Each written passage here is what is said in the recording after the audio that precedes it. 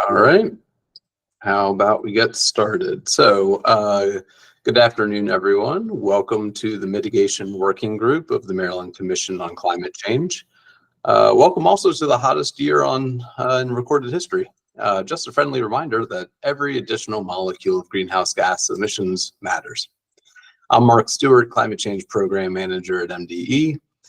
Note that we're recording the meeting, so be mindful of your cameras and microphones. It's great seeing so many people here today. Are there any MWG or Climate Commission members who are joining by phone, or is there anyone who's standing in for a member today?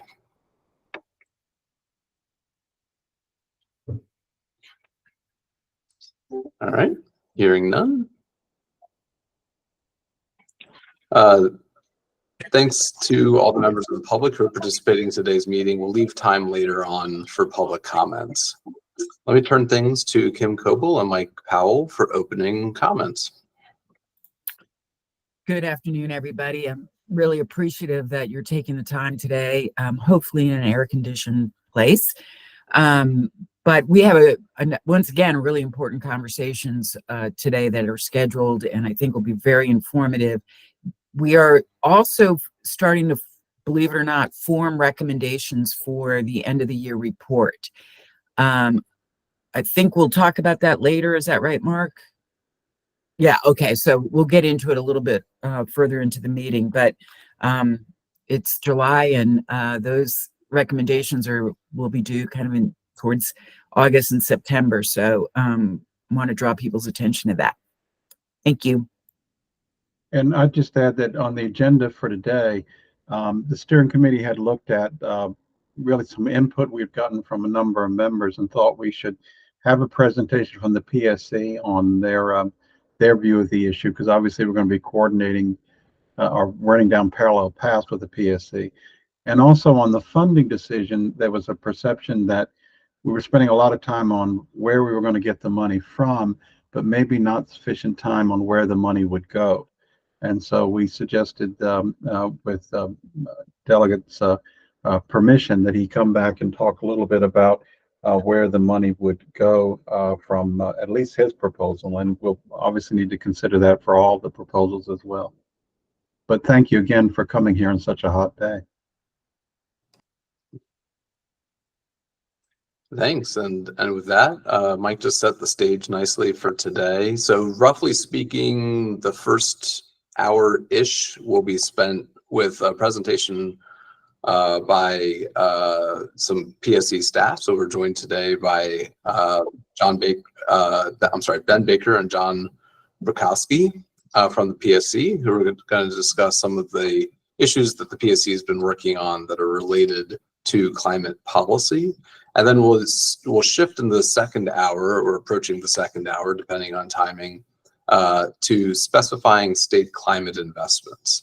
And we actually on a pinch got our friends at Resources for the Future to come back. You might remember they presented last time on some sort of cap and invest program design ideas. They have they offered to jump in today to give a little bit of a context on how other states are making their climate investments. So we'll have a little bit of additional information that came at the last minute from them. So with that, let me turn things over. I see John. John, should I turn it to you first? Yes, I have a presentation. I'm going to just put it on the screen. Bear with me for a minute. Okay, I think everyone can see that, hopefully.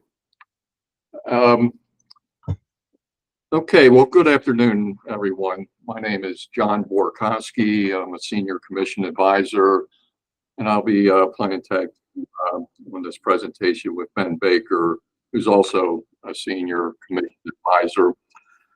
And the focus of today's presentation is really on the work here at the commission that intersects with climate efforts. Let's see. Just learned that I have to be on another slide. Okay. Just an intro to the commission for those of you who may not be familiar. We presently have 4 commissioners, including a chair. We have 1 vacancy. Commissioner O'Donnell retired June 1st, and we expect to hear about his replacement in the coming weeks. 2 of the commissioners are attorneys, Commissioner Suchman and Chair Hoover. Of note, both Commissioner Richard and Chair Hoover were former directors of the Maryland Energy Administration. And also Commissioner Barber was a past chair of the Environment and Transportation Committee, serving in the House of Delegates for 32 years. Okay, just briefly about utility regulation. Our mission is safety, reliability, economic services to citizens of Maryland, utility service. And I just want to highlight that we are required to follow the legislative intent. So we are directed by the legislature. And in the Public Utilities article, one of the elements which we have to consider in supervising and regulating public service companies is environmental quality. So one of the efforts that we did back in December 2023 related to climate policy is the PSC's electrification study. This came out of the Climate Solutions Now Act of 2022, and the major focus was to assess the capacity of each gas and electric company's distribution systems in a highly electrified building sector. And the study had certain guardrails provided by the legislature, including it was only to go out until 2031. We needed to compare future peak demand with historic rates. We needed to consider how we could use energy efficiency and load flexibility to reduce grid impacts from electrification. And among other things like assessing seasonal gas and electric load shifts. The bottom line with the electrification study, it's a what-if study. And the scenarios that we studied, we basically had to take existing utility load forecasts through 2031, sort of strip out everything we know in those forecasts was included for energy efficiency, DERs, EV loads, heating and cooling. So we had to disaggregate all that, and basically our scenarios looked at different rates of adoption in the future, different potential rates of adoption in the future to come up with gross load forecasts. And we had to measure the loads hourly. This is a 365 by 24 study because it was important, because you get into considerations like, at what cutover temperature does resistance heat back up on a heat pump come into play, things of that nature. So it was a very intensive study done by Brattle of these different what-if scenarios. Regarding the scenarios, we looked at 6 scenarios. Now, we had to have a reference scenario, which is basically the business as usual scenario. I'm not going to really talk about low electrification or the mid electrification scenarios because we were really focused on what are the impacts of those high electrification scenarios. So the 3 scenarios that we'll be talking about a little bit today are the high electrification with fuel backup scenario, sort of a hybrid scenario, and the high electrification with best-in-class technologies and high electrification with legacy technologies. The main difference between those 3 high electrification scenarios is that the electrification with the fuel backup scenario is one in which most customers currently heating with fossil fuels are assumed in that scenario to maintain their fossil fuel equipment even after adopting a heat pump, and that fossil fuel equipment would be used only on hours of the year. The electrification with the legacy technologies we looked at the heat pump adoption, where most customers are assumed to adopt air source heat pumps with resistive heating backup. And again, that backup resistive heating is used in a thousand a year. The best in class technologies scenario was a what if scenario that if we could spur adoption of highly efficient cold climate air source heat pumps, and to some extent geothermal heat pumps. How could that help mitigate the impacts of electrification? So while we did have a number of other assumptions that we had to include in the study for DERs and EV loading and things like that, the main difference in the scenarios really got down to the heating loads. So the results of the study for those three high electrification scenarios are displayed in this graph. And this graph is intended to show a historical comparison, because one of the things we were charged with doing is providing a historical comparison. So depending on the scenario, and even within those scenarios, we had sort of two sensitivity studies, one with existing mandated demand side programs, and another one with additional programs. And basically we used a lot of the Empower filings that were filed in August of 2023, and the additional DSM pretty much factors in what you would see in those Empower filings associated with the maximum scenario, whereas the existing scenario is pretty much a 2023 scenario from those Empower filings. Now they only went out to 2026, so there were some additional assumptions to get that to 2031 that were made by Brattle in consultation with the work group stakeholders. But in the end, you see that as you would expect, the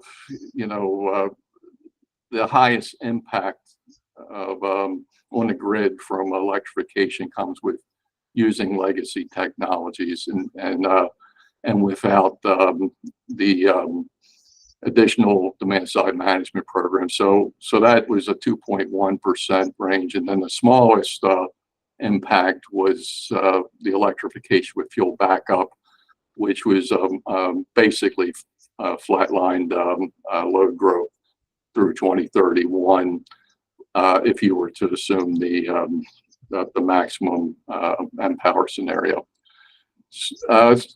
Now this slide sort of illustrates that a little bit better. I just, by the way, I'll go back to this slide because I wanted to point out really the main reason I put this slide in the deck is that when you look through 2031, the load growth is not abnormal when compared to the historical path. You get to a plus 2.1%. That's not much different than the 1.6% we had in the early 2000s, and certainly a lot less than the 4.9% that we had in the 80s. So the conclusion to be drawn from that is that while this is a system study, a system load study, and there likely will be some locational grid impacts, but the main message is this type of load growth has been managed successfully by utilities in the past. So here is another view of some of that data, but I think the additional data here just shows it in terms of peak load. And this is for Maryland, and not any individual company here, but and again, you can see the ranges of grid impact as far as annual load growth, depending on the scenario. So in summary, we concluded in the electrification study that the building sector in Maryland can decarbonize at a pace consistent with meeting the goals 60 by 31. We did also look at the gas system, and And for these what if scenarios, and again, they're what if scenarios, the building sector gas consumption could fall by as much as 32% under some scenarios. Again, the historical load growth,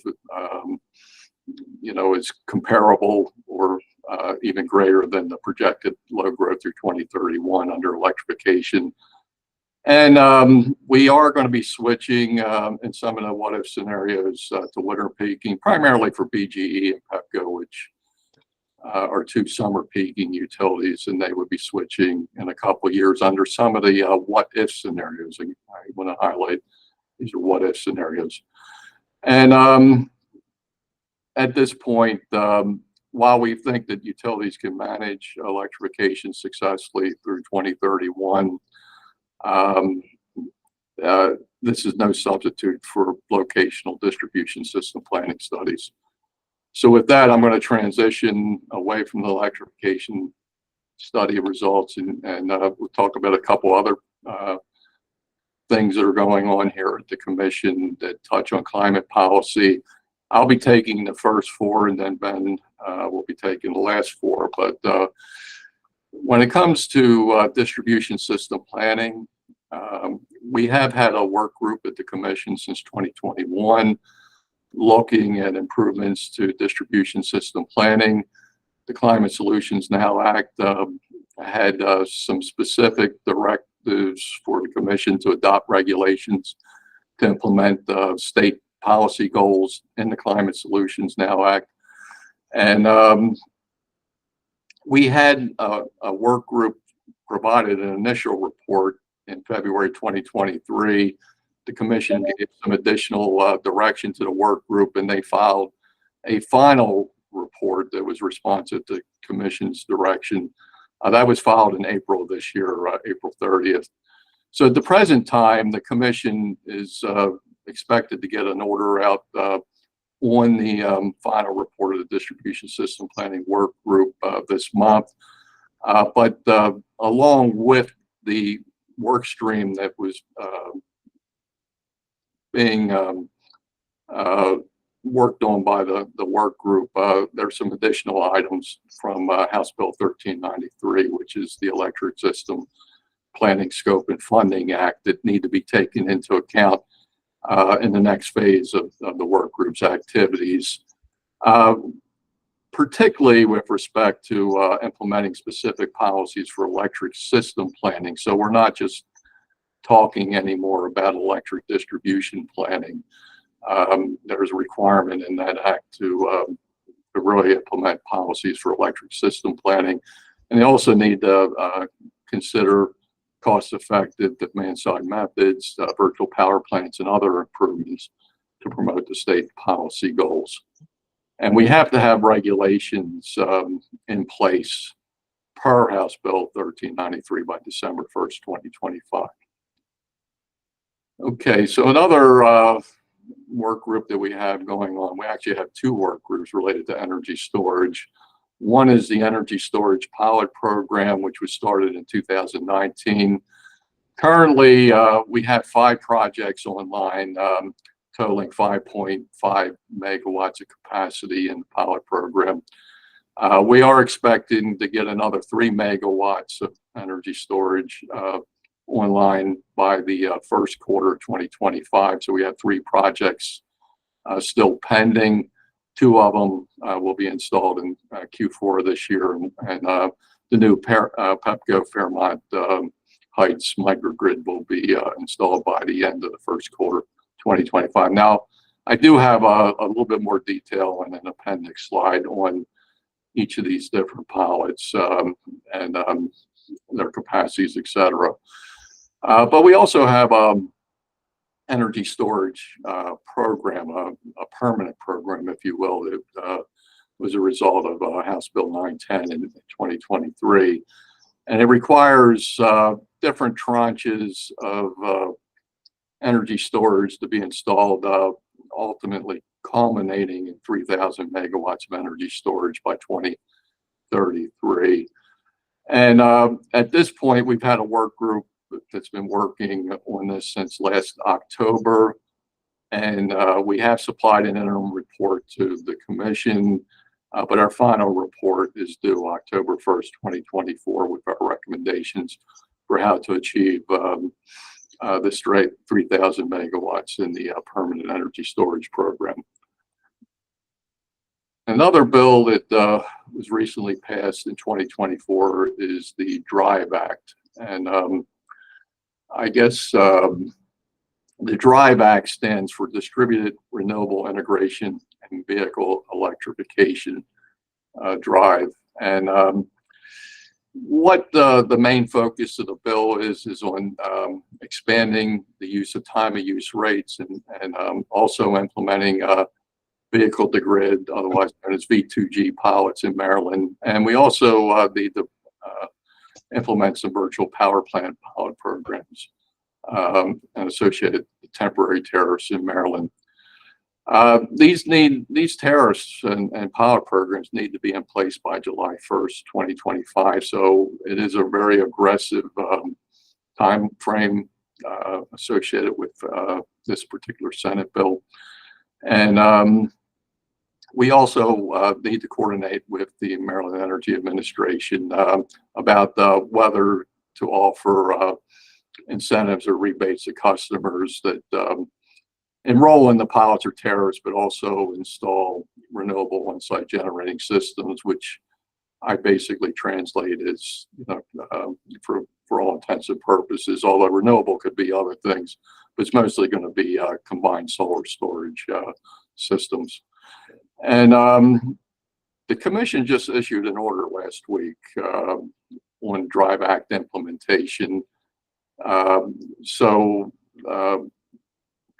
We are working in several work groups as consultants to the utilities on implementing these pilot programs and temporary tariffs, but really the emphasis in the DRIVE Act is on utilities following these tariffs. So while we can consult, it's really a lot of work that's going to be required from the utilities to actually implement these programs and tariffs. And finally, for me at least, the interconnection work group. We've had this work group in place since 2017, and we completed 5 different phases. We're currently in phase 6. Now, we've completed a lot of work to remove obstacles to interconnection, streamlining interconnection, and there's a bullet list of items on the left. I do want to highlight the smart inverters, though, that we achieved, because it's sort of an under the radar milestone that we've achieved in Maryland. We now have a smart inverter requirement as of January 1st, 2024 in Maryland. And the reason of why smart inverters are important, it's really the key to grid modernization, because a dumb inverter really just converts DC to AC, but a smart inverter allows these distributed energy resources to actually provide grid support, which is needed to unlock a lot of benefits and grid services. So we are one of the first states in the country to adopt the smart inverter requirement. And there's a lot of technical detail behind it, because there's a little bit over 100 different settings, and we have to have a default setting for some of the smaller utilities, default setting profile. Larger utilities, have customized inverter settings, but it's a lot of technical detail to get this implemented, which is probably one of the reasons why a lot of the other states, haven't implemented smart inverter at this point. Now in phase 6, we are focused on both the DRIVE Act, which I talked about, but we're also focused on implementing FERC Order 2222, which, where DRIVE Act looks at virtual power plants for retail purposes, FERC Order 2222 really is focused on VPPs, or virtual power plants, for wholesale markets. So we're looking at both of those together. We're also considering some of the technical interconnection requirements that utilities have and seeing what we can do to maybe move some of those requirements into regulation or eliminate them because of the fact that I think a lot of these requirements, you know, have evolved over time, but some of them predate smart inverters, and I do think the smart inverters give you the capability to relax some of these technical interconnection requirements. So we're going to be looking at that further in phase 6. So with that, I'm going to turn it over to Ben to take over with Empower. Thank you, John. And yeah, just to re-highlight, that interconnection work group, I think, is a very important one to be aware of, because it will be, I would say, kind of, that's where the nuts and bolts of bringing DERs and allowing for customer participation through the utilities, I guess, customer-owned assets. It's an area where that kind of issue is going to be resolved, and how we execute. So I do view that as it's something I don't think a lot of people realize or know about, but that's the kind of thing that group will be tackling. And so I do find it to be an interesting one that maybe flies under the radar sometimes. But anyways, Empower, energy efficiency, everyone's favorite topic. So this last so for those of you who don't know, the commission oversees the Empower program, which has historically been an energy efficiency and demand response program spearheaded by our utilities.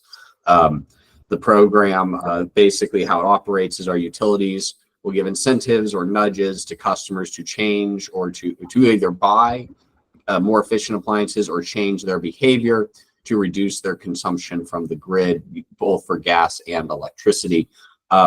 Cool things that came out of this session are we are changing. The Empower has always had electric targets for energy reductions, but now we have authorization to set greenhouse gas reduction targets, and the law lays out what those should be.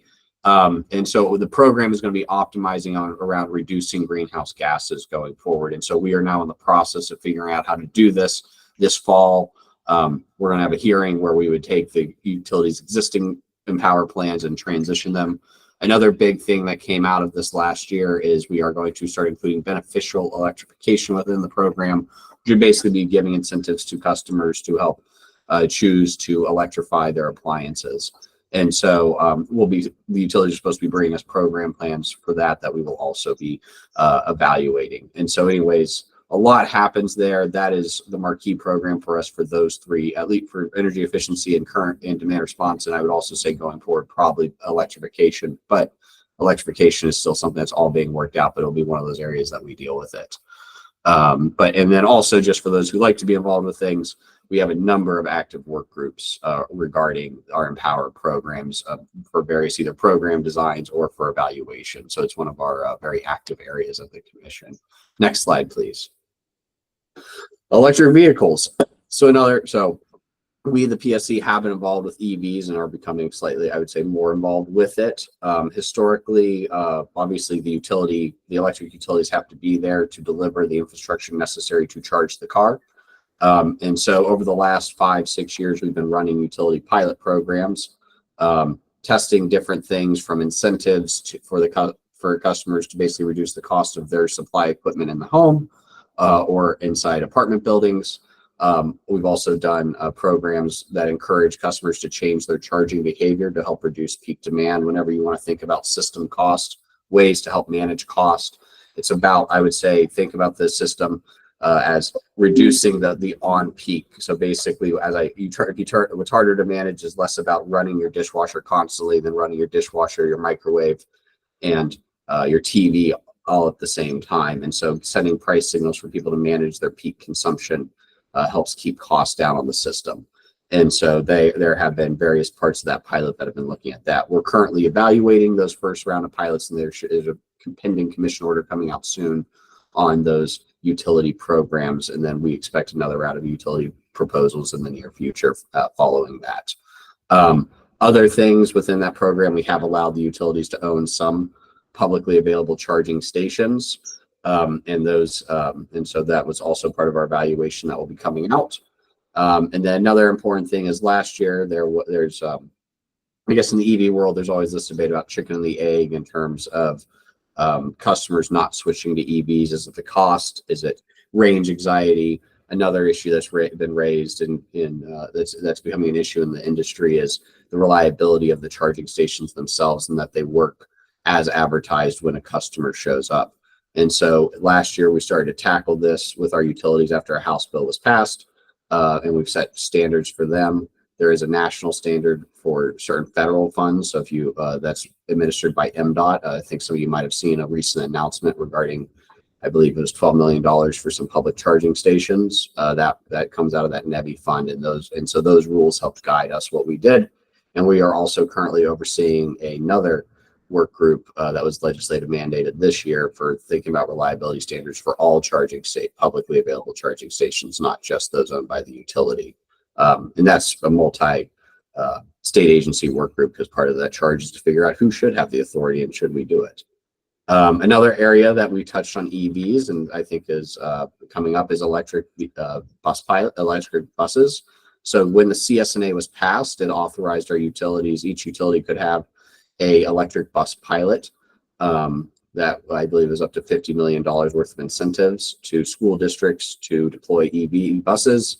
And that would also include vehicle to grid charging was a large component of that.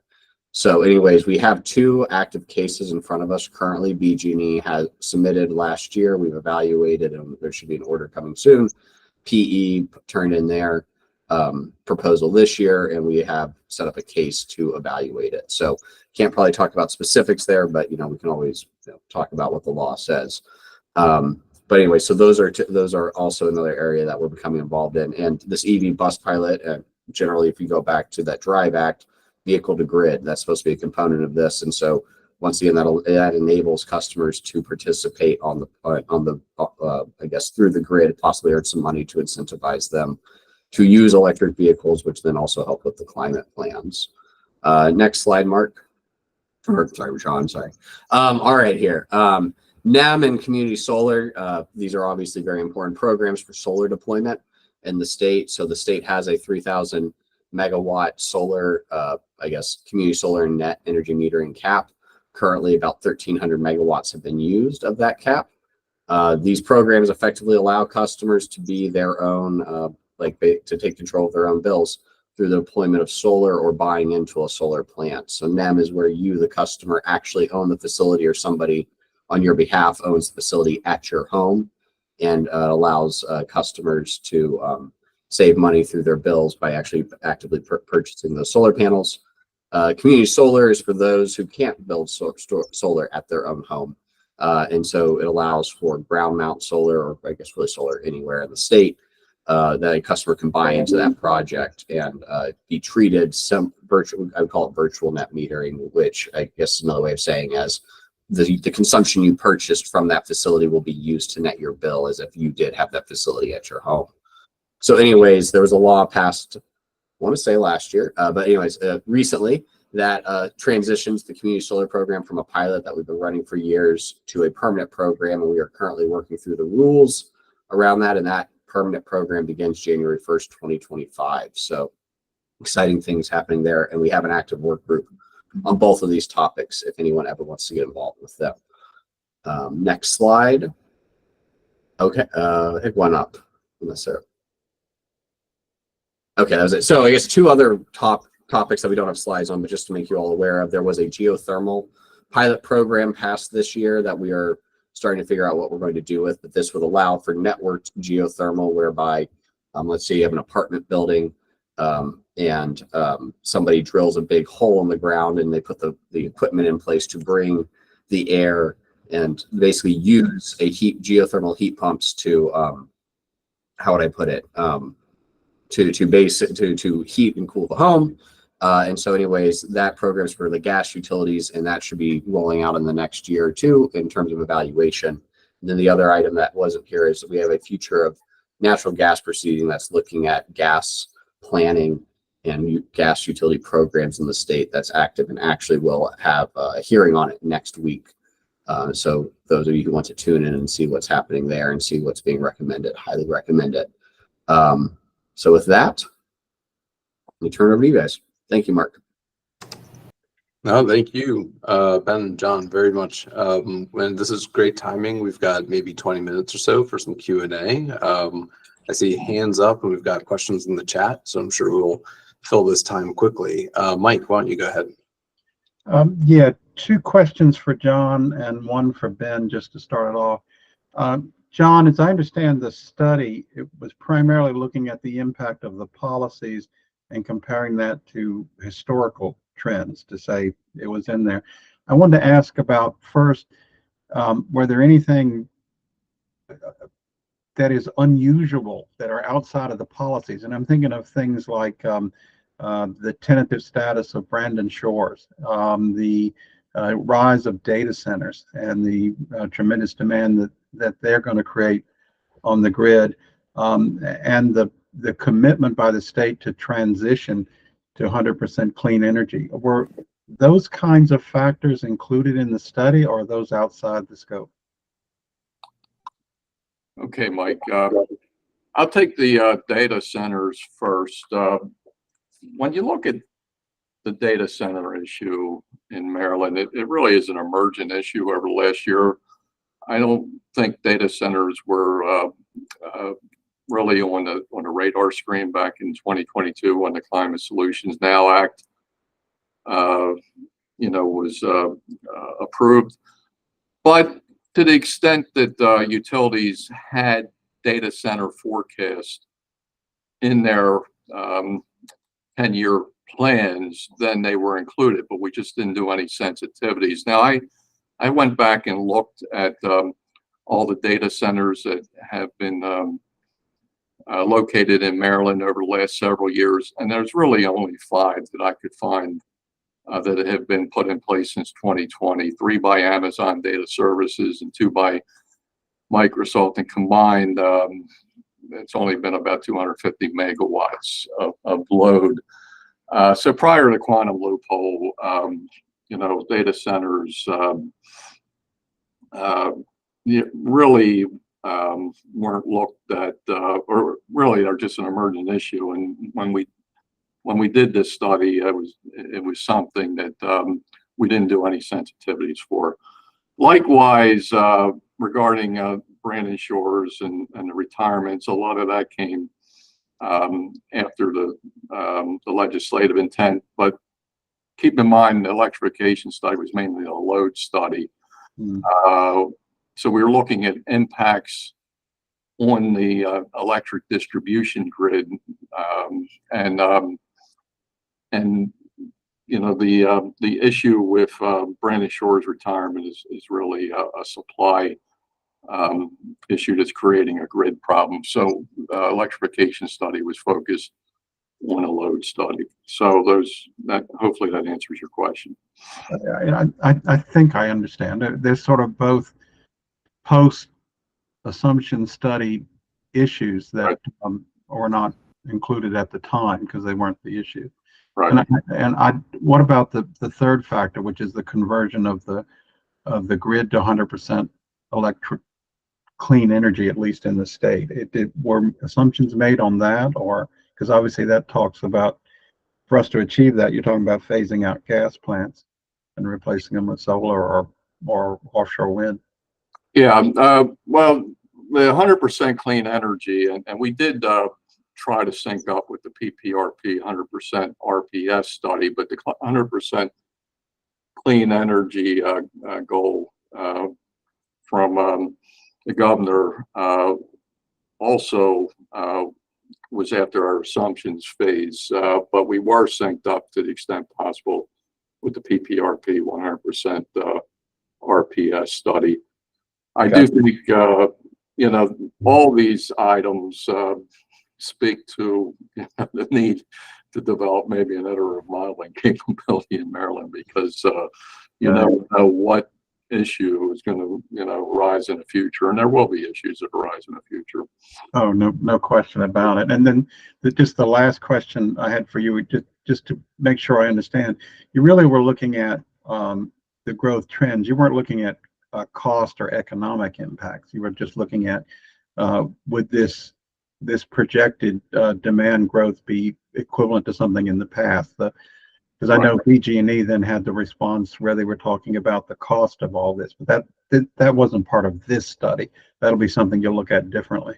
Or Yeah, the scope, we tried to stay within the scope provided by the legislature and the Climate Solutions Now Act. It would have cost us a lot more time and money to have our consultant try to look at cost scenarios, because you not only have the equipment installation, the maintenance costs, borne by building owners, and the grid investment and all the demand side management programs, but you'd have to also look at the benefits, fuel savings, things of that nature. So that is a much more involved study, and cost was not requested in the Climate Solutions Now Act. Gotcha. And my one question for you, Ben, is on the Empower. I know one of the things you looked at were heat backup. Did you make any assumptions about for the Empower program, whether that would be traditional petroleum or whether you'd look at biofuels as part of the Empower program, or was that sort of outside the scope of what you're looking at now? I don't think we've really had a heat backup discussion in Empower just yet. I know that is something. I know there's a study out there by BG&E that argues for heat backup as necessary to help manage the grid going forward in terms of investments. In terms of Empower, we haven't got there yet in terms of should the program, when we give an incentive to somebody, maintain the heat backup or not. That might be something that comes up in the utilities proposals this fall. I would say what the real question will be in terms of Empower is, or at least where we've been so far, because beneficial electrification has kind of been off the table until the new law passed this year, because energy efficiency, you could argue, is a little bit electrification is a little bit of an antithesis to energy efficiency, because you're growing load. You could definitely grow load using more efficient equipment. But so I think that might be something we're going to have to wrestle with. It just hasn't been put in front of us yet. Or if it wasn't something that we took up at the time. Gotcha. Thank you. John, would you mind ending your screen share just so Sure. we can have some more FaceTime together here? Thank you. And I'm going to go to Bob Wright. Hi, Bob. Hi, this is a question for John. You were comparing growth in demand anticipated in the 2% to the 4.9% in 1980. And my question is, should you consider additional factors with regard to growth today? I say that because in 1980, the public was possibly more acceptable or accepting, building various plants and transmission lines and whatnot. And I'm not sure it's the same public today, 40 years later. And the other question I would have is 4.9% in 1980 is so many gigawatts, megawatts. So 2% today may still be a larger number. So I guess I'm wondering if you considered those things when you said that we were able to handle our growth that we see coming. Okay, well, thank you. It is Robert Wright, right? Correct. Okay. Well, again, we looked at the impacts through 2031, and I do agree with the fact that 2% today is probably as large as 4.9% in the 80s, because I can remember working at BGE back in the 80s, and I can remember when we hit 4,000 megawatts load, and now we're up to about 7,000. So from a magnitude perspective, yes, you're having to basically accommodate similar amounts of load as far from a megawatt perspective. But still, I do think utilities have the capacity to absorb a 2% load growth. Now, going out through 2045, we did not do the study through 2045, and that may yield a different result. I know BGE had performed a study which it seemed to indicate that they would nearly need to double the amount of substations and feeders that they have through 2045. I do think what our study shows with respect to those additional factors about the load growth is that no matter what you do in the future, I think load flexibility, BPPs, B2G, all those demand side tools have to be part of the solution, because I just can't imagine building that much infrastructure to be able to handle electrification. So, and I do think that that's one thing that our study highlighted, is that you can get a significant impact on, being able to manage electrification load, the more that you're able to add in that load flexibility and distributed energy resources into the mix, rather than the traditional wires type solutions that utilities have employed in the past. So that's a factor that is different today, is that we have more tools in the toolkit to be able to deal with these problems. So I think we can be successful as long as we're leveraging those tools. Thank you. Ian Ullman. Thanks, Mark. I just want to thank John for his work on that study. He got a lot of stakeholders together, a lot of meetings, over 100 people on a lot of those calls, and was able to, I think, meet the requirements of the law, which, for context, again, was about, can the grid handle an all-electric or a mostly electric building portfolio in the state, right? Because that was the question that came up during the debate around climate solutions, is, because there were versions of that law that, didn't pass, that would have required new buildings to be all electric in some cases. And so the study was saying, look, can the grid handle the distribution system, to be more specific, right? Can the distribution system handle, a mostly electric, let's say, residential commercial building, portfolio in the state? And I think, looking at, obviously there were a lot of assumptions that were made. There were a lot of work groups and subgroups. Some people on this call were in there, helped to come up with those assumptions and those sensitivities. And I think they did a pretty good job of trying to answer the question they were asked through 2031. Like John said, didn't go to 2045 because that's what the law said.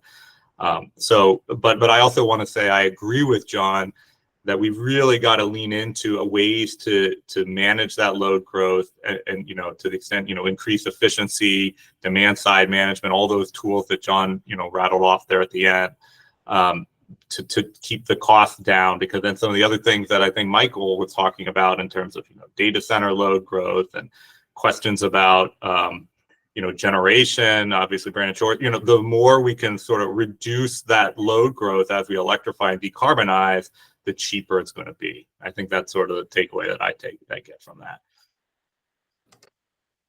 Thanks, Ian. Yeah, thanks. Great. Yeah, thanks. Sonia Harbaugh.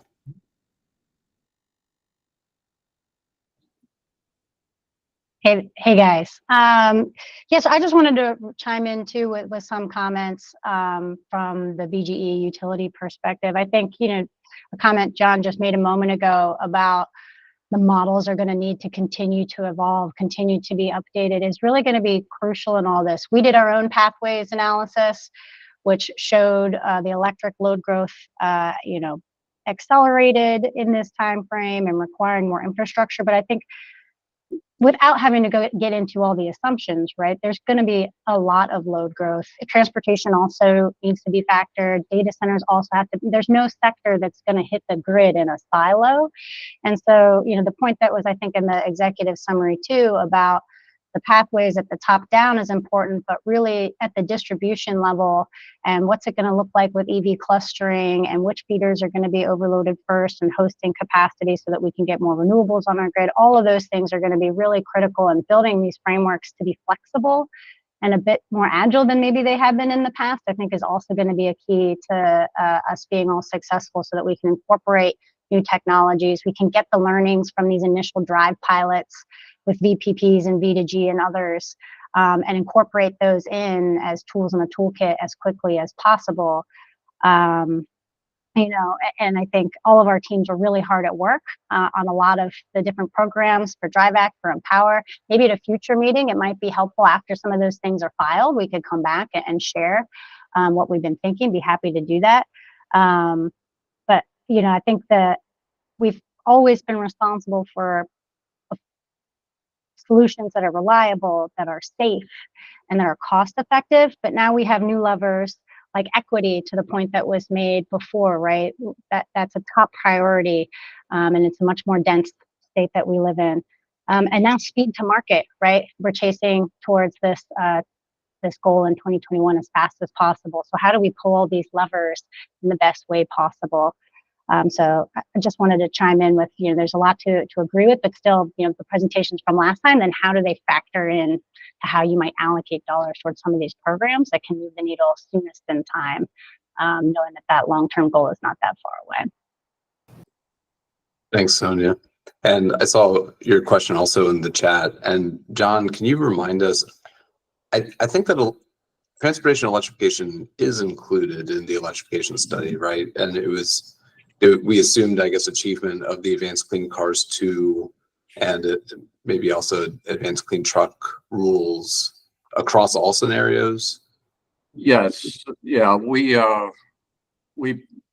basically, the reference scenario, we needed to do some disaggregation of the different utility forecasts, and through 2031, we kind of added back in that EV load to be consistent with the Energy Information Administration projections.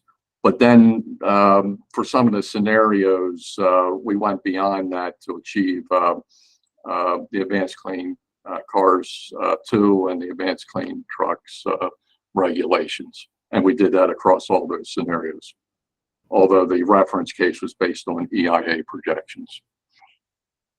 Right. Okay. Thank you for that reminder. Garrett. Thanks, Mark. Thanks, John, very much for your presentation, and Ben, but my question is also for John. And I want to pick up, John, on something you said in response to Robert's question about the importance of DERs and non-wire solutions for handling load growth on the distribution system.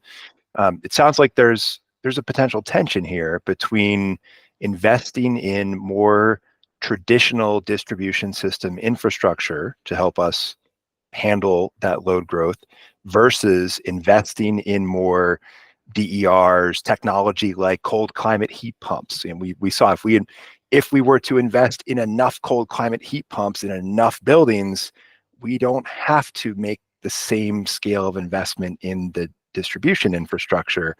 And my guess is there are probably a number of societal benefits to doing that, the way we reduce costs for those customers. There's comfort, there's other kinds of benefits as well.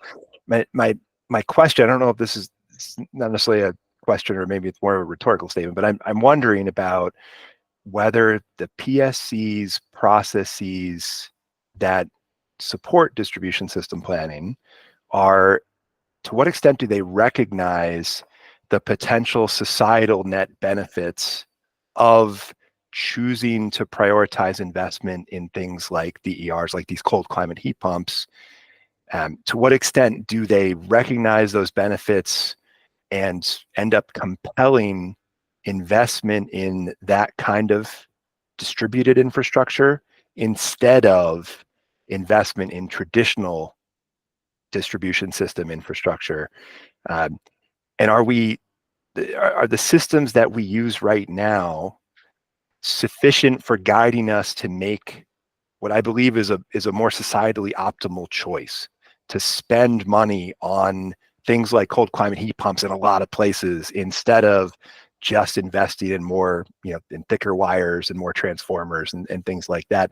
And is there anything that would need to change from a policy standpoint to help the PSC's processes guide us toward that system? Is that what that 1393 bill from this past session Does that get us there? Is there anything else that might need to happen policy-wise that would be useful to kind of affecting the way we make decisions about how we invest in infrastructure as we balance these tensions moving forward? Yeah, that's a lot. That's a lot to unpack. that question. I think I can address part of it, but And then John, I might be able to also answer a little, but you should go first. yeah, thank you, Ben. You know, when it comes to adding more tools to the toolkit, and we definitely need more tools in the toolkit. That's a big focus of our distribution system planning work group. We need to get frameworks in distribution planning where we're actually got situations where these non-wire solutions pencil out. One of the problems that we have is when utilities look at a benefit cost analysis, they're only looking at from their perspective, and I've been on that end justifying projects and things like that. And there's a lot of other factors that need to be included to look at societal benefits and to have more of a holistic solution that is optimal. To that end, in addition to the distribution system planning work group, we have a benefit cost analysis work group that has just completed its phase 1. And they do look at all those other factors beyond, what I would call a utility cost test that need to be included in these analyses to help some of these solutions pencil out in the future. So that's the non-wire solution side. And I think when it comes to end uses like cold climate heat pumps, well, some of that can probably be incorporated maybe in utility programs through Empower or whatever. I do think there's also a role with the state incentivizing those type of technologies too. But I think Ben is probably better able to answer those questions than I can. I think I'm going to just looking at the wire stuff. So yeah, I think I'm just going to build a little bit off of your pitch for the Unified Benefit Cost Analysis work group that just completed.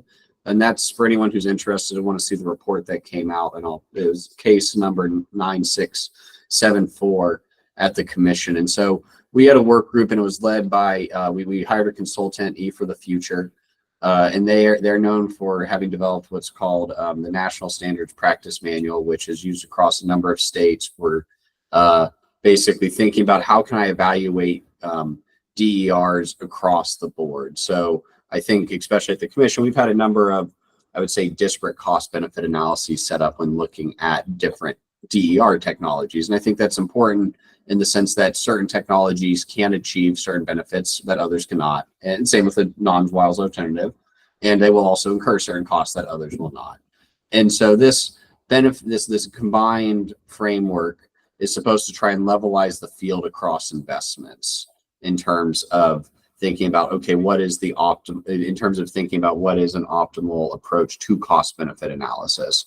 I would say the closest that we've had to that probably is within the Empower program, which I would argue has been our most robust cost benefit testing to date, where we have our own consultant checking the utilities consultants we have in their work. And so, but what they're constantly doing there is thinking about what are the appropriate benefit streams and the appropriate cost streams. And that's something that, as we continue to go forward in the DSP work group that John probably is much more familiar with, as we continue to go forward, is thinking about what are the appropriate benefits and costs to bring into the picture, but making sure that when you do it, that you have a consistent stream across all of them, so you're not talking past each other with the benefits and costs. And so, yeah, more to come on that because the commission is currently under advisement. But once we issue an order, that will hopefully give some more guidance on where that's going. But yes, that's something that the commission has been working on to date.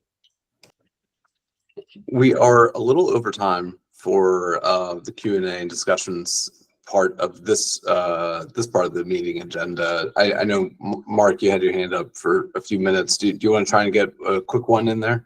Yeah, I had a couple. Thanks, Mark. I had a couple comments, and I'll skip the first one and just make the second very quickly. First, John and Ben, thanks for the great presentation. I just wanted to note that A lot of what the PSC does through the work groups that John and Ben have described in the various efforts is planning and study, but there's also a funding component here. A lot of the programs that have been described are also programs that customers fund to provide rebates or incentives. And those costs paid by utility customers, and they've been growing over the years as the General Assembly basically delegates more and more climate initiatives to the PSC to administer. And one thing we need to think about in the future is, to what extent can we continue down that road as opposed to employing other funding mechanisms? For basically two reasons. One, funding things through utility rates as opposed to, say, a progressive state income tax is inherently regressive. And two, the more we're loading onto electricity rates, especially, the less we are potentially incentivizing people to electrify, just because it'll make electricity that much more expensive. And that's an issue that California is sort of dealing with in real time. We're not where they are yet, but we also don't want to get there in the future. Thanks. John, do you have my cost slide? No, I don't. Okay, all good. We did, Mark, actually, we almost were going to make this point. Sorry, Mark Stewart, I'm going to just go for like 30 seconds.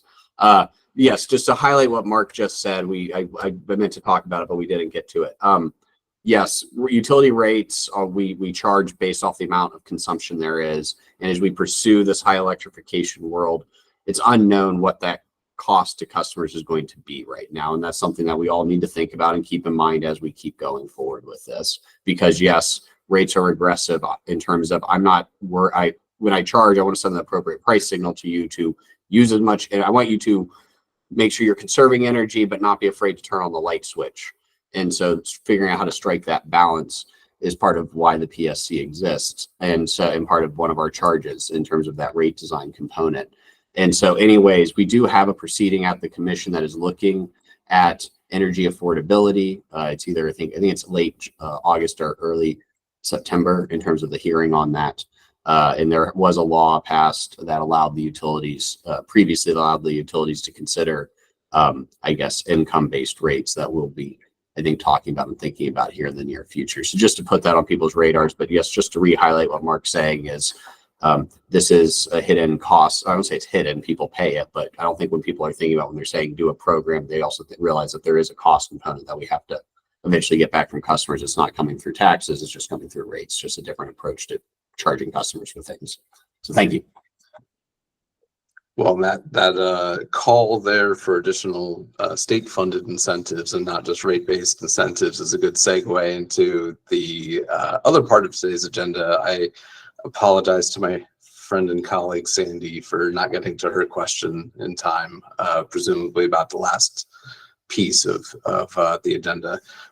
Ben, John, thank you again for coming today.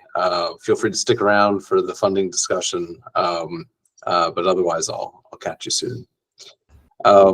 So I have a few slides just to set the stage for the conversation that we're heading into about specifying state climate investments. These are slides that are really a recap of what I've presented to the MWG before. So I'll go through them very quickly, but it's just sort of a recap on what the investments were in the climate plan that we released in December. So real quick refresher, our modeling and other modeling shows that billions of dollars of investment is needed this decade to achieve Maryland's climate goals, specifically investments in energy efficiency, building electrification, electric vehicles, charging infrastructure, renewable energy, alternative transportation, right? A lot of funding is needed. And of course, a lot of funding is already flowing to these things. Marylanders spent last year more than $1 billion purchasing electric vehicles, right? So we're already making significant investments from private and public sources of funding.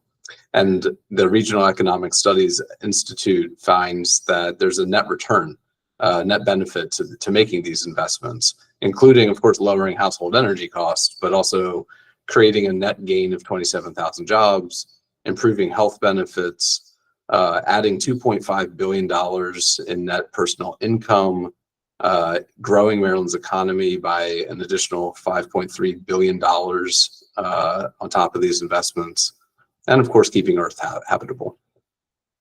Our plan calls for an additional $1 billion in public funding specifically. The basis for that $1 billion is really based on conversations that have happened over the last couple of years, largely at the Climate Commission. For instance, as you all remember, at least those of you who were tuned in last year, we did a deep dive into rethinking the state's EV purchasing incentive program, right? There's a significant price tag to offering the incentives that the MWG and the Climate Commission recommended, but that's just one of the factors that we used when we thought that $1 billion was approximately the type of scale of public investment that's needed for equity-focused strategic investments to achieve the clean energy transition. And the climate plan identified a number of funding sources. And at the last month MWG meeting, we heard about legislative proposals that were introduced this session, touching on most of these different revenue generating concepts.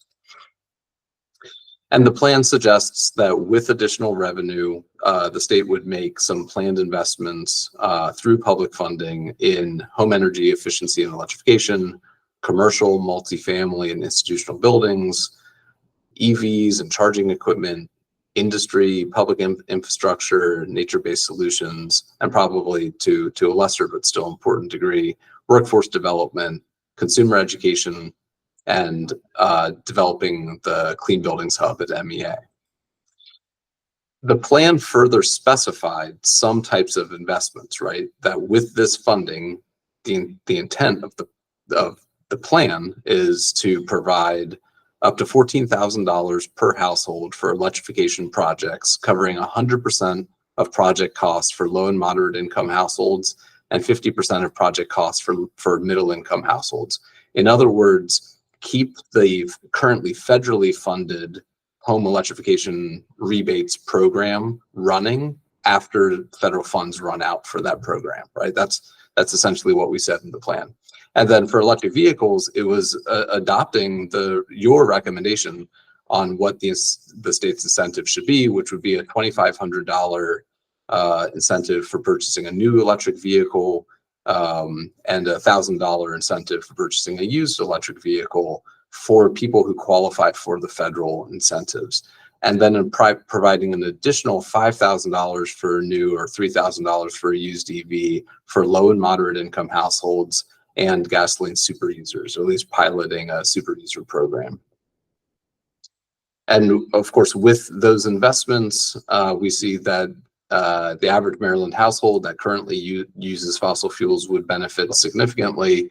The average household that uses natural gas and drives gasoline-powered cars would save approximately $2,600 a year by switching to heat pumps and EVs. The savings increase significantly to nearly $4,000 a year on average for homes heated with heating oil or propane. However, the climate plan did not specify investments for a number of those investment categories, right? We did specify what we think those home electrification and EV incentives could be, but there's a wide range of additional categories of investment where we did not specify what those could be.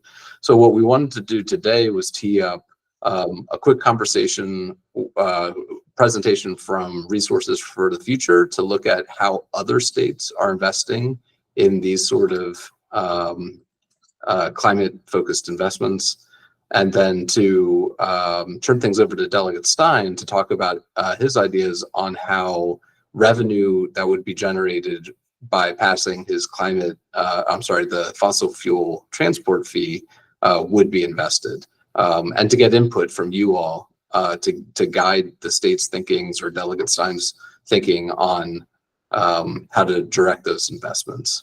So before I turn it to RFF for a quick presentation, Sandy, go ahead. Thanks, Mark. I just had a question related to the lower energy cost slides and whether or not the savings assumptions included that comment that was just made a few minutes ago from the PSC representatives about electrification and the potential for the cost to increase because of the increase in demand. Was that factored in to come up with that 4,000 in savings, or does that need to be modeled still?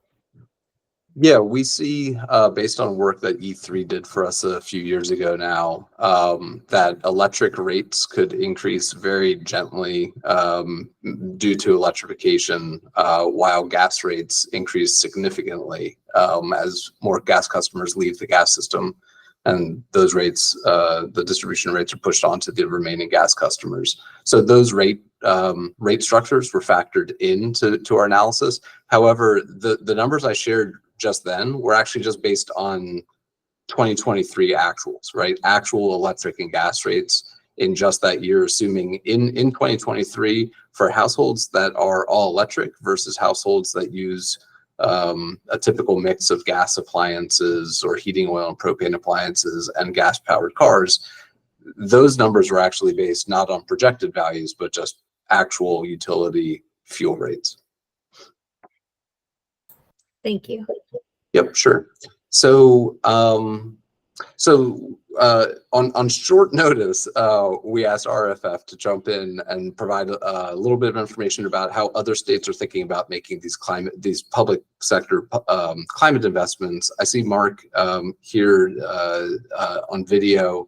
I see Dallas also from RFF. So, Dallas, should I kick it to you? And I'm happy to pull your slides up if you'd like. Thanks. Oh, I see you talking, Dallas, but we don't hear you.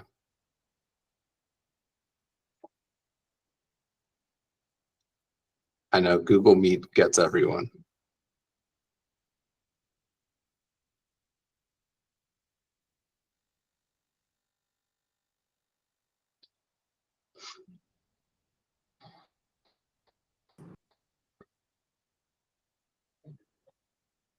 If we can't hear from Dallas, I can jump in.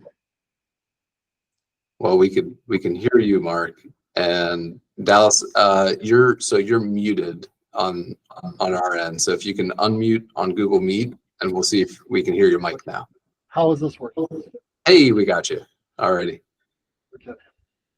I'm sorry. Okay, so Mark, and I apologize, everyone. Mark, do you want me to share my screen, or I can do that? You know what? I think I've got yours. So why don't I go ahead and I can pull them up for you. Perfect. Okay.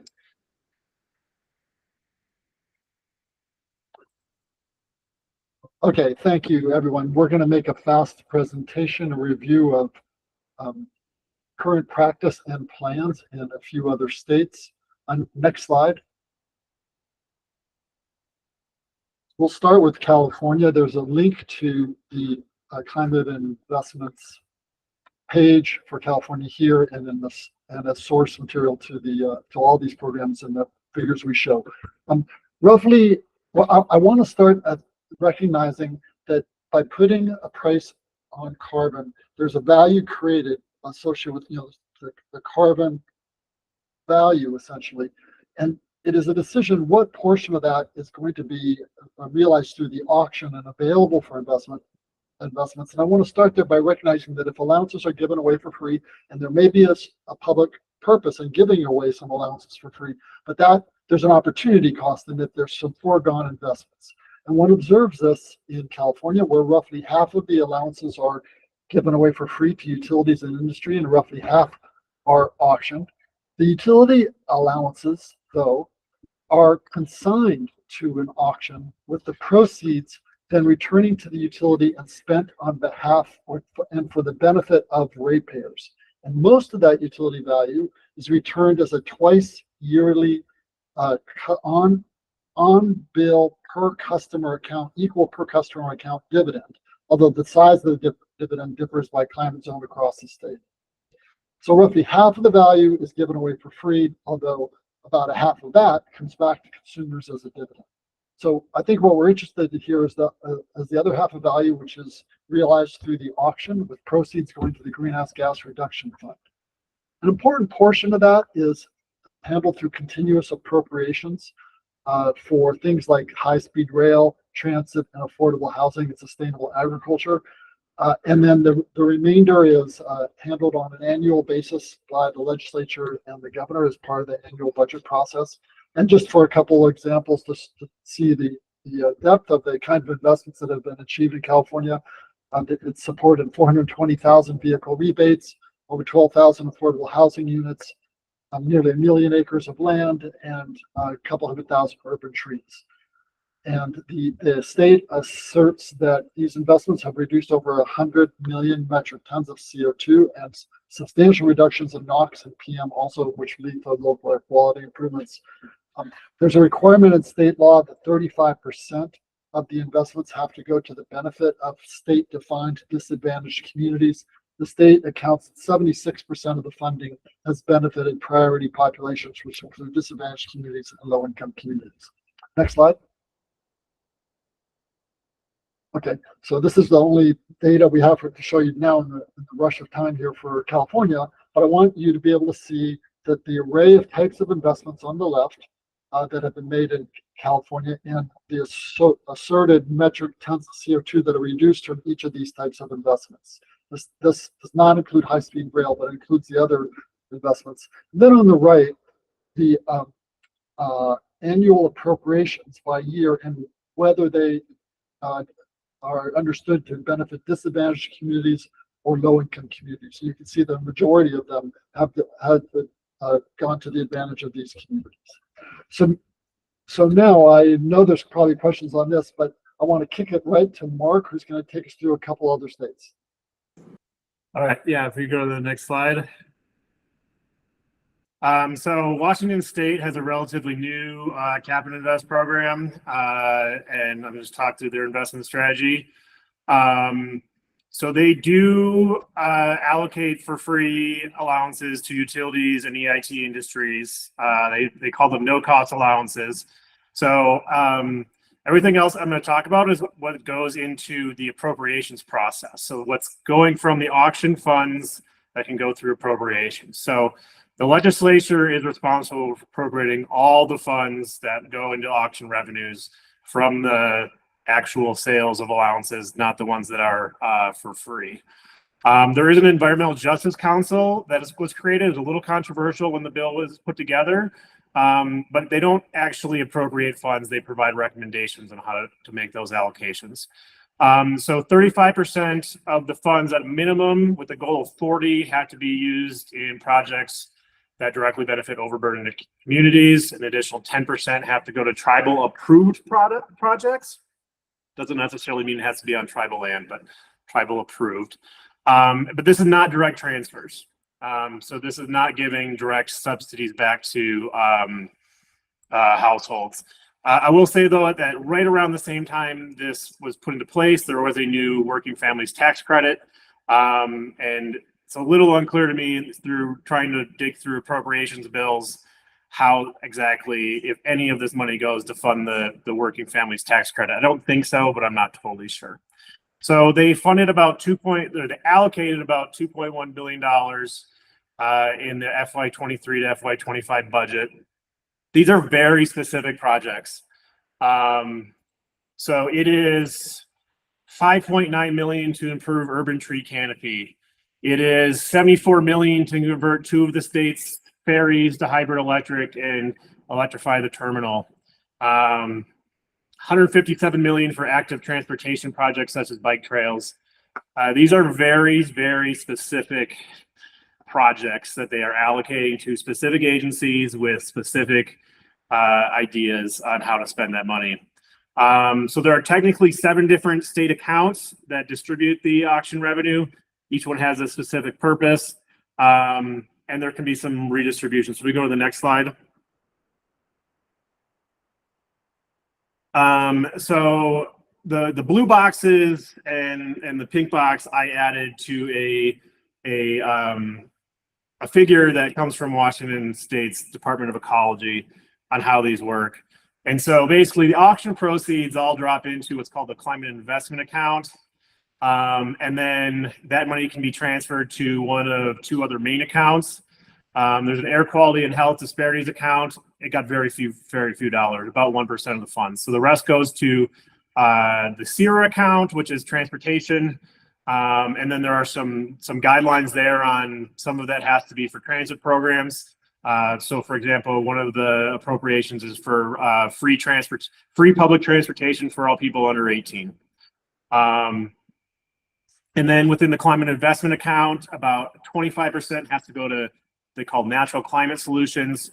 So this is trying to reduce emissions from ag or increase carbon sequestration or something like that. So there's flexibility, but there's not so much flexibility as well. But it all goes through an appropriations process that it's very, very specific project related funding. So the next slide, please.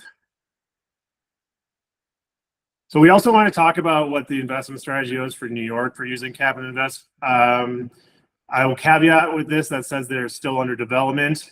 I will note that they have released some pre-proposals back in December, but they have not officially announced a draft plan. So given that preliminarity, some of these things could certainly change. So they have the exact same law requirement for investments that benefit disadvantaged communities. There's also an indication from the governor that about 30% of the proceeds should be directed to help defer costs. I believe that would probably be through some type of rebate to low and middle income households, although that's not totally clear yet. And then as in Washington, the legislature will play a large role in determining the investment strategy each kind of fiscal budget. So we do have some preliminary analysis of the program that's from NYSERDA and the DEC on some projections of investments and impacts. So they project about $4 to $8 billion will be available for investments in 2030. And those investments will be able to reduce emissions by an additional 10% than it would be otherwise just from the price signal itself. So the next slide, please. So this is a summary of a breakdown of the New York investment strategy. And this is similar to what I showed for Washington. This also comes from NYSERDA and DEC. So we did not create this ourselves. So about 37% goes into about affordability accounts and admin, which is the 30% of going to help defer costs. 63% would be investment, which would be mostly buildings, transportation, decarbonization with a little bit for kind of some workforce development. Across the bottom, these are investments in just residential households for helping to improve heat pumps or install heat pumps, or these could be subsidies for matching subsidies or things like that. In transportation, the VMT box kind of is a catch-all for things that are supposed to reduce vehicle miles traveled, which could include increasing bike lanes, encouraging walking, encouraging public transportation. So these are still very big buckets that have yet really to be defined on what specifically they are going to invest in, but it just gives you a general idea of where their headspace is at and what types of investment they are going to go for in their strategy going forward. I think Dallas has 2 more slides if we have time. I did it again. Okay, that one might very quickly, just to remind folks that Maryland has been part of this type of overall cap and invest strategy for over a decade through the Regional Greenhouse Gas Initiative. And over that time frame, RGGI has raised now about $5 billion, I think, coming into 2024. And this shows cumulatively where the investments, where that money has gone. The lion's share of it has gone to energy efficiency investments and about 15% to direct bill assistance. Administration has been a pretty small part of the overall spending. The analysis group has done a series of studies on the economic impacts of these investments, and they estimate that it's produced nearly $6 billion in net economic benefits and added 48,000 job years through 2020. And of course, more since then. Next slide. And just to give a sense of the recipients of these investments, the majority have gone to residential energy and clean energy, and you can see other shares broken out with low income, rate relief, and efficiency being a significant chunk also, as well as business efficiency and clean energy. So with that, Mark, we hope that we've put some information out there that help the conversation. Well, I really appreciate you sharing that information. And yeah, why don't we take any quick questions about what RFF covered before turning to Delegate Stein? Kim Coble. Thanks, Mark, and thanks, Dallas and Mark. Very helpful. Appreciate you guys doing all that research for us. I guess I would like to know what the decision-making criteria was used, or how that was determined. So 70%, New York did 70% buildings, 30% transportation. Was that based on readiness? Was that based on emission reduction? Was that based on politics? What did they consider as they made those determinations? That's a great question. We have another teammate who's not here, who's more in tune with the New York decision-making process. I want to say that was definitely an example of, this is New York's, from their latest public presentation, of an example of how they could do it. I don't think any final decisions have been made. I know that the people within NYSERDA are very attuned to emissions reductions potentials. So my guess is that is a driving factor in their decision making, although I don't think that's ever been stated publicly. And I think I'm inferring just from some side conversations on interpreting their preferences for how they allocate the money across some of those categories. Thanks. Yeah, Eric, go ahead, please. Just one quick one. You guys know that we've also heard ideas about other revenue strategies here, imposing a form of tax, if you will, on fossil fuel extractors or transporters, et cetera.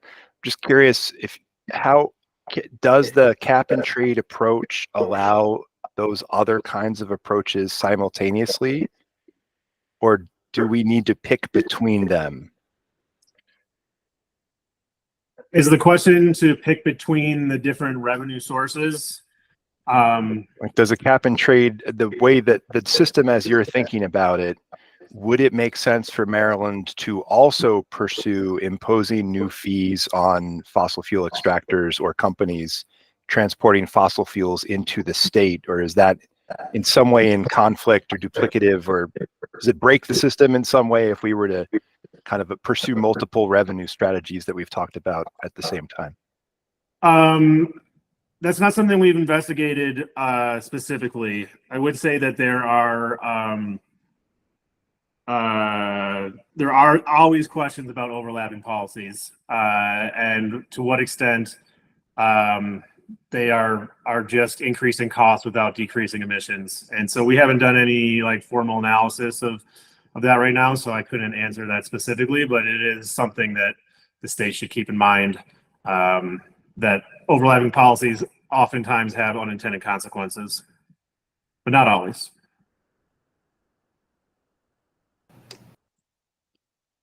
Thank you. And again, thanks for jumping in on short notice.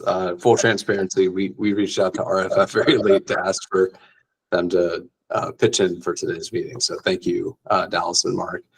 And of course, thanks for highlighting that Maryland's been part of a very successful Cap and Invest program for a long, long time now. Delegate Stein, thank you very much for accepting our invitation to come back to the MWG. Of course, as a Climate Commission member who's very engaged with the MWG and other commission working groups, you're welcome here all the time, and we're happy to have you here so often. We wanted to have you give a quick review of the bill that you presented last time, and then dive a little bit deeper into your thoughts on how the revenue would be invested. So if you'd like, I can pull your slides up for you. Sure, that would be great. Thanks for the opportunity to talk about some ideas I have about how the revenue generated by HB 1008 from this past session could be invested, and sort of eager for feedback. So Mark, why don't you go to the next slide, but you can skip that because you covered that very well in your presentation. So maybe go to the next slide, which has a summary of the bill. And just, for folks who are at the last meeting with MWG, you heard me talk in some detail about what the bill would do. Figured I would just summarize it. It does implement one of the climate pollution reduction plan's recommendations with respect to revenue, and specifically creating a hazardous substance fee. Does replicate an existing fee on oil that's maintained by MDE. So as the bill as I introduced it, it would levy a fee against the carrier of coal and gas brought into the state, and with an amendment, made clear that utilities through their distribution of covered products were excluded unless they were the first carrier to bring coal or gas into the state. And what the bill proposed was a fee of 30 cents per million BTUs. Fiscal Department of Legislative Services estimated that this would generate anywhere between $250 to $300 million annually. And it's important to note that 2/3 of the revenue that would be generated would be paid by exporters, with 1/3 being paid by Maryland consumers. The next slide has some points that are in the bill about exemptions and equity, number of exemptions that are put into the bill, fuel for ag use, for products that travel through Maryland in transit to other states. So if you had a truck that was delivering coal, for example, from Pennsylvania, just passed through Maryland on its way to Virginia, that would be exempt. As I mentioned before, fossil fuels that are subject to the existing oil transport fee are excluded, and a couple of sort of related products as well, propane, liquefied petroleum gas. It does have a requirement that 40% of the money that's generated be directed to address impacts in overburdened and underserved communities. The next slide, we won't go into any detail, did more at the last meeting, but breaks down the revenue estimates by source, specifically breakdown of revenue by coal and natural gas, and for each a breakdown by the amount consumed in Maryland and by the amount that is exported. And I guess the key takeaway is down at the bottom there, the right-hand corner. This estimate assumes a little bit higher estimate than Legislative Services came up with, $319 million, but with 35% coming from Marylanders and 65% from exports. Next slide converts the proposed rate into consumer price impact, assuming that to the extent that this is assessed on coal and natural gas that's used in state, that whole cost is passed on to ratepayers. That's what the estimated impact would be. And then the next page talks a little bit more about consumer impact, noting that 60% of Marylanders do not use gas, so would be to heat their homes, so would be unaffected by a gas rate increase. Talks about the projected average monthly residential electric bill and gas bill impact, and just note that the impact to LMI households, estimated about $2 per month, could be more than mitigated by investments from the fund that would be established under this bill. Now, in terms of investment categories and my recommendations, Mark talked about the different types of categories of investment that the climate pollution reduction plan discuss. This slide distills them into 4 main categories. The first two are building related. The first one about residential for homes, home energy efficiency and electrification. As Mark said, 100% of project costs for electrification for LMI households, 50% for middle income. For commercial, multifamily, and institutional buildings, providing incentives to those building owners to reduce the cost of electrification and energy efficiency. The next two are primarily transportation, though not exclusively. Sorry, the next one is transportation related, subsidies for EV purchases, charging equipment. Next one, the fourth one does include transportation, specifically more mass transit, clean buses, including electric school buses, TOD, et cetera. And then also within there, you have the item projects that reduce emissions from industry, waste, as well as more incentives for nature-based solutions. Okay, with all that as introduction, these are my suggestions for how, and I'm using an assumption of $300 million that would be generated by this bill, how I would suggest that it be allocated. And in short, I'm suggesting that the revenue be split between buildings and transportation, which, as we all know, are two of the largest emitting sectors in the state. And between home energy and commercial buildings, split, again, the total buildings would get $150 million. Splitting that $150 million evenly, it doesn't have to be exactly even, but that's my proposal between homes and commercial buildings. And I want to note that in each case, the amount that would be allocated to either homes or commercial buildings, it's greater than the amount that ratepayers in each category would be projected to pay under the bill. And that's, again, assuming that the fee that's assessed in coal, natural gas for domestic consumption, that is passed on fully. With respect to commercial buildings, I don't have a sort of separate breakout for assisting commercial buildings with compliance with BAPS, the Building Energy Performance Standards. But my recommendation would be that a large chunk of that money be set aside to help building owners comply with BAPS. And then within the third and fourth buckets I've got there are transportation related, roughly equal amounts for EVs, charging equipment, and electric school buses. And then in the transportation and infrastructure side, mass transit, 75 million. And then I did put in a small amount because this is a proposed fee on coal and natural gas that, we know that, communities can be affected by coal dust. Baltimore has the second highest rate of asthma nationwide. And there have been recent stories about the impact of coal dust in Baltimore. So I was just suggesting, a small amount allocated for asthma treatment.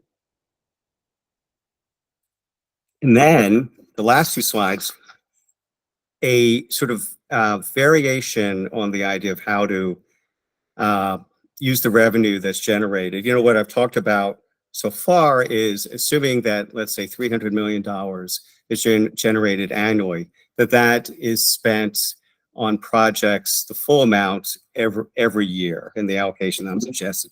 However, given the fact that this would generate, the bill would generate a fairly stable source of revenue, there is the possibility of bonding, of leveraging some of the money that's generated for a revenue bond. And so I want to thank Kathy Magruder and her staff. They talked with me the past couple of days about how the Clean Energy Center could potentially issue either tax exempt or taxable bonds.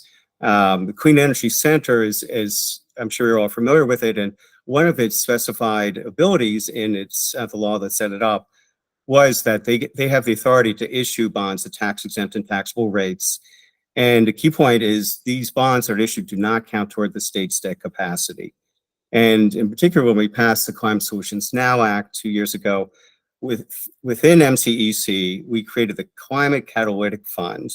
And one of the eligible activities of this so-called C3 fund is to create a Maryland Green Bond Fund.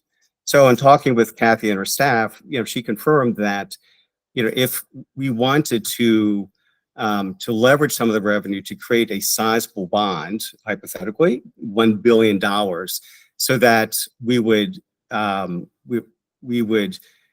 be able to use that for investments right up front, then we could. And of course, just like with any bond, that builds a school, that builds a water system, builds roads, whatever, the idea is that you get, the benefits of the investment upfront. It's a long-term investment which pays different kinds of dividends over the life of the investment.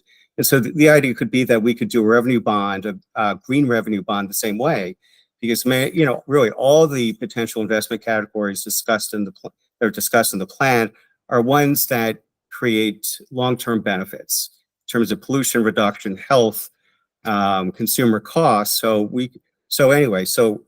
getting to the specifics on the slide, Kathy specifically said that if we wanted to issue $1 billion bond, so we would have the benefit of $1 billion in revenue that could be put to good use during, say, during the initial couple of years. We could do that. It would require committing $81 million of the money generated under HB 108 for 20 years. But then we would still have, it's $81 million, total revenue of roughly $300 million. We would still, on top of being able to reap the benefits of $1 billion bond investment, we would have about $200 million a year, which we could, allocate, on a year-to-year programmatic basis. So I didn't have any specific ideas as to how to utilize that $1 billion in revenue. Probably, I would recommend roughly the same types of allocations between buildings and transportation, potentially bring in a couple other of the items recommended in the plan, such as providing incentives for industry to reduce their emissions, maybe more support for nature-based solutions. But bottom line is this is an alternative. Well, it's not really an alternative, because you could do the bond and at the same time have a significant amount of money that could be invested on a year-to-year basis. And with that, I will close, and I'm looking forward to any feedback or any questions. Thank you very much, Delegate Stein. Mike, go ahead. Yeah, thank you, Dana. From a business representative's perspective, a couple comments I would suggest to you. One, I think the impact of the coal and the gas may be very different because of a cumulative impact issue. The other climate policy proposals are already projected to raise gas rates significantly. I think, and I'm using MDE's numbers now, not industry numbers. So there's a concern about the cumulative impact of the gas rate increase on top of the impacts of the climate policies all happening at the same time. You don't have it quite the same level of impact on the coal side. So I'll sort of leave that observation there. The other thing is that, and I understand why you've got the rough tentative breakout that you do. Transportation is a bigger contributor to our greenhouse gas budget than buildings.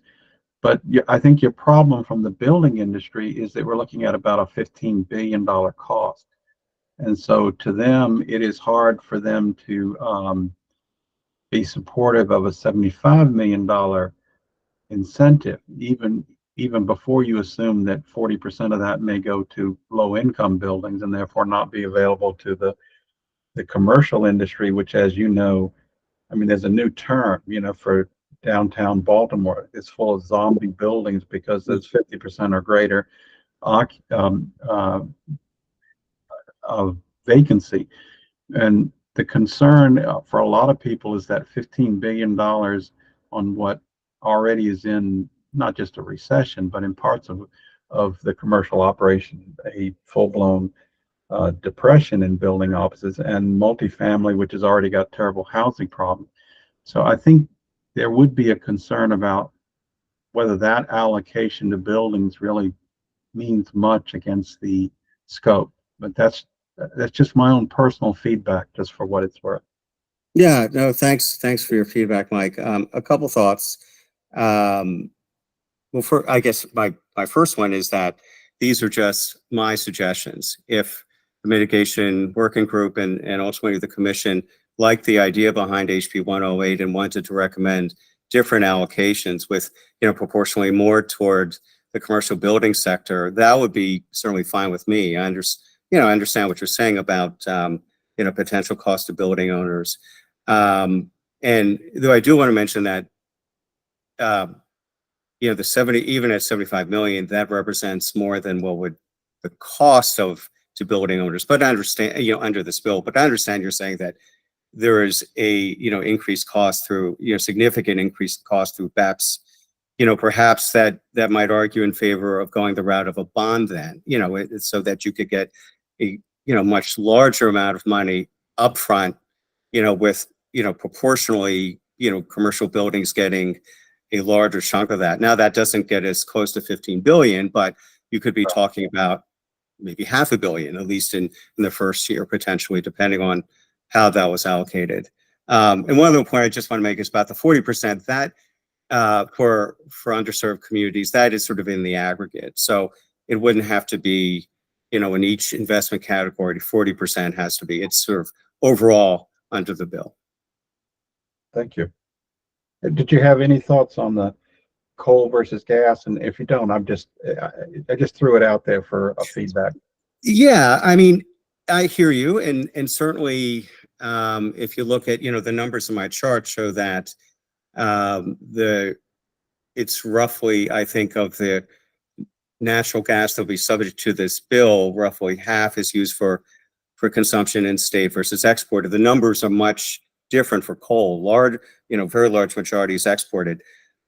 Look, again, it's I put this in the hands of the mitigation working group. If wanted to yield different amounts of revenue by source, by, for example, changing the amount that's per BTU that's charged for for one fossil fuel or the other. That's an option. If you wanted to keep $300 million, but let's say hypothetically, much more of it comes from coal, so that the impact you talked about from natural gas is mitigated. That would be okay with me. Gotcha. Thank you. Mm-hmm.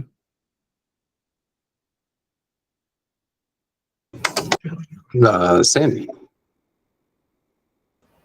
Thank you.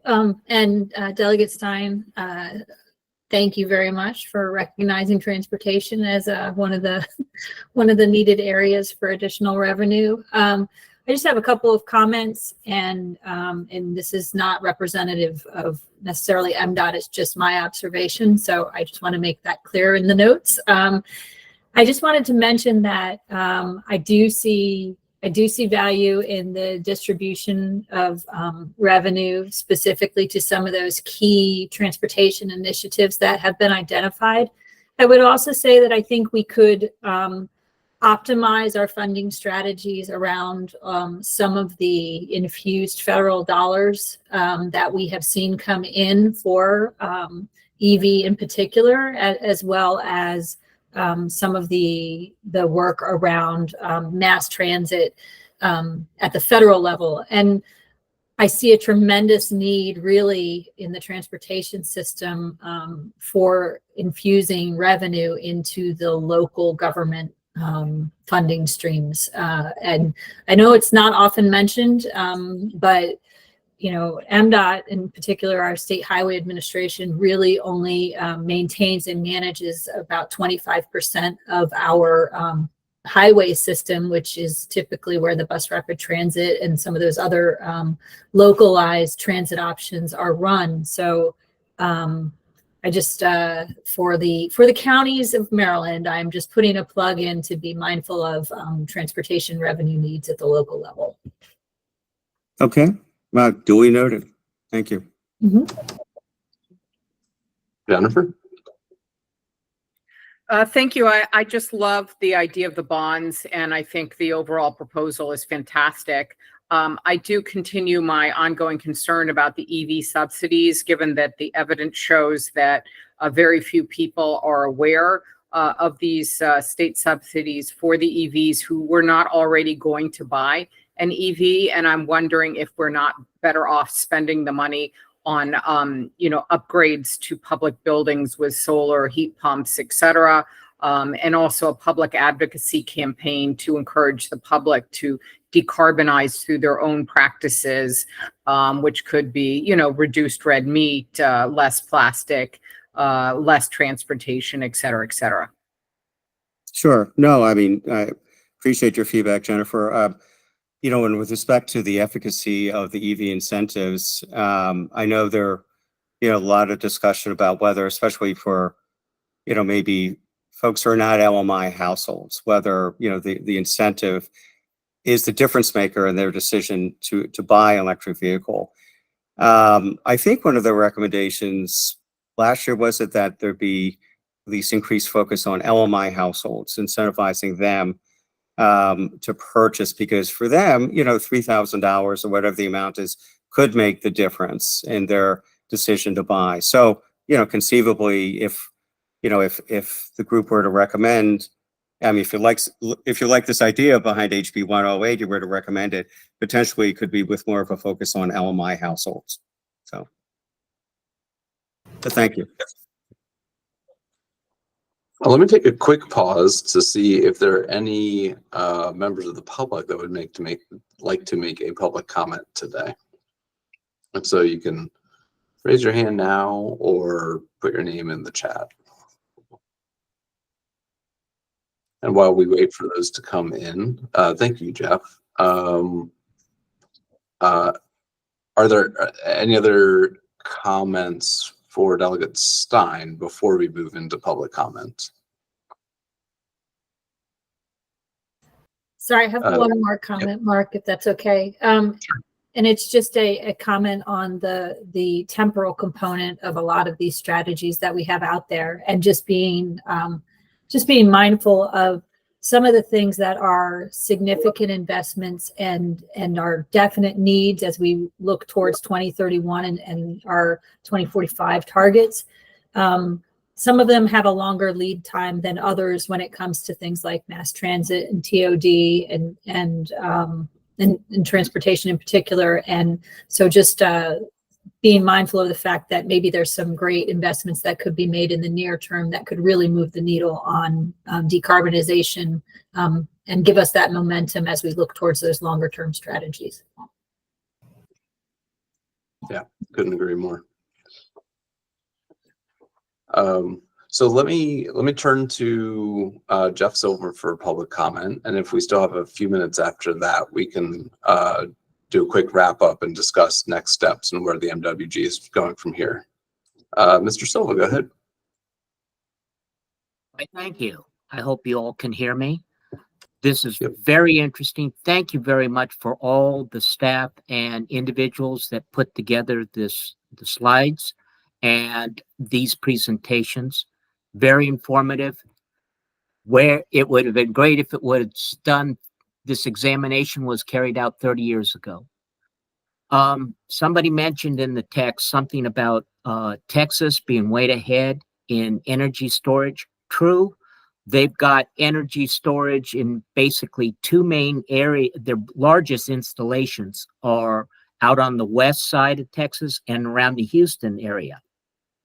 The installation around Houston uses fossil fuel and stores it in order to be able to have the most economic advantage when that energy is released, as compared to when the storage was charged up.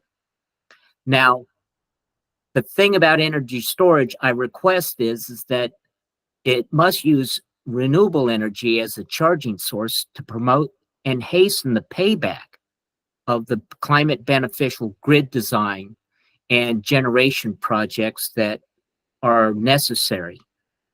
The storage of fossil fuel sourced power, because it has the most profit for utilities, is counterproductive to our Climate Solutions Now Act goals. That's my comments. Thank you very much again. Bye now. Thanks, Jeff. And if it's any reassurance, yeah, the storage is often best paired with and utilized for storing renewables, intermittent renewables, as they produce power, you know, when the wind blows and the sun shines, and less so for storing fossil generated power, because of course the fossil plants have more of an ability to ramp up and down based on real-time demand. So we have just 5 minutes till 3. I do want to talk quickly about our final call for draft recommendations. I think in the last 2 meetings, we've reminded everyone, if you have any recommendations that are aligned with what the MWG has discussed over the last several months, or even over the last year or so, we want to keep the door open to hearing your ideas.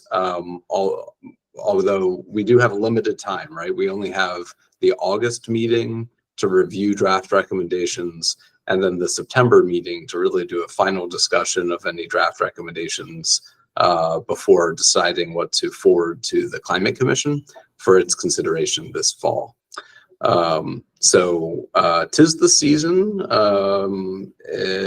We're giving a 2-week deadline due by July 31st.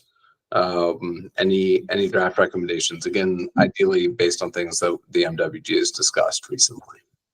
Yeah, and I would just add that obviously this is as time permits. In prior years, we've had more requests for us to consider recommendations than we could possibly review in the remaining time. And so when Mark says we'll give some priority to those which have already been discussed, I think that the steering committee will likely do that. But we'll also be conscious of how much time will be required for a particular recommendation. And if we don't think we have time enough to do it this year, our practice has been for the steering committee to put it on the agenda for early the following year. We just have time problems.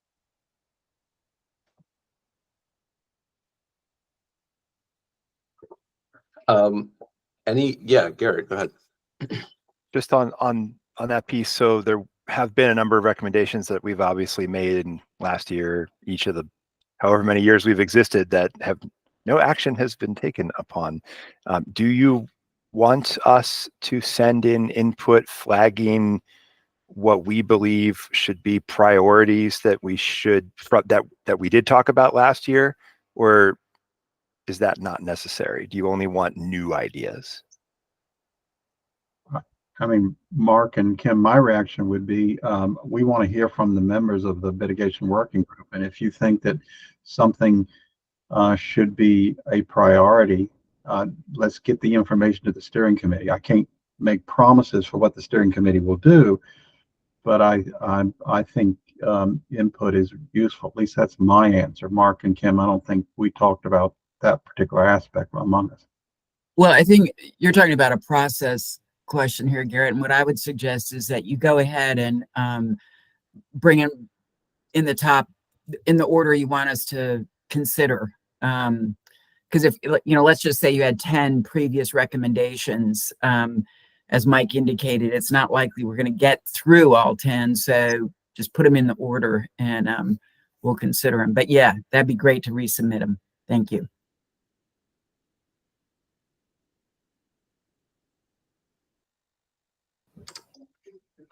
Jennifer. Yes, I just wanted to ask you to circulate around what were the recommendations from last year that were implemented and were not implemented, so that we have a list of what we may want to add back this year. For example, I personally felt very strongly about doing a public education campaign to encourage both the public and the private sector to do more on their own to decarbonize. And I'd like to see that in the recommendations again this year. It did not pass last year through the legislature, but I'd like to see us revisit that. And there may be some other items that we should revisit. I know that Delegate Stein had an advocacy day, just an education day on climate issues that also we supported and has not passed yet.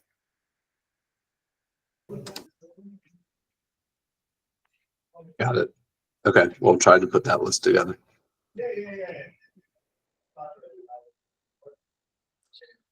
All right, well, we are just about at 3 o'clock. Thank you for another exciting MWG meeting and for all of your participation. We'll meet again in about a month. And again, the agenda for that meeting will be beginning to discuss the draft recommendations for this year. Kim, Mike, any last comments? No, just thank people again. I mean, this was, I think we hit something like 78 people at the peak. So it shows the interest that we've got, and we definitely support the involvement. Take care, everybody. We'll see you next month. Thanks. See you.